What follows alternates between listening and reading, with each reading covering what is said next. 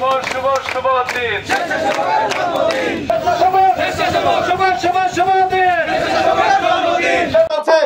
সেই ষড়যন্ত্রে আমরা স্বেচ্ছাসেবক দল সর্বোচ্চ ভূমিকা রেখে সারা বাংলাদেশে এবং কি তথা হরিরামপুরে আমরা নজিরবিহীন ভোট এনে দিব।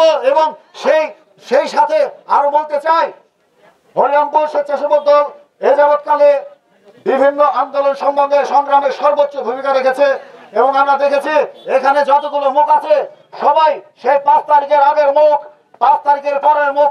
আমাদের এখানে স্বেচ্ছাসেবক দলের কোনো জায়গা নাই। ঠিক এই দলের মর্যাদাটা গতকালকে আমরা তারেক রহমানের নির্দেশনায় আমরা আজকে এখানে কি করেছি, তিনি আমাদের নির্দেশনা দিয়েছেন, আমাদেরকে বলেছেন যে একেবারে তৃণমূল পর্যায়ে গ্রাম পর্যায়ে যেন স্বেচ্ছাসেবক দলের যে মেসেজ দলে সেটা যেন আমরা পৌঁছে দিই, আমরা যেন বিভিন্ন কর্মসূচির মাধ্যমে জনগণকে যেন ঐক্যবদ্ধ করতে পারি। সেই জন্য আমরা বিভিন্ন কর্মসূচি নিয়ে কিন্তু আমরা চলে এসেছি।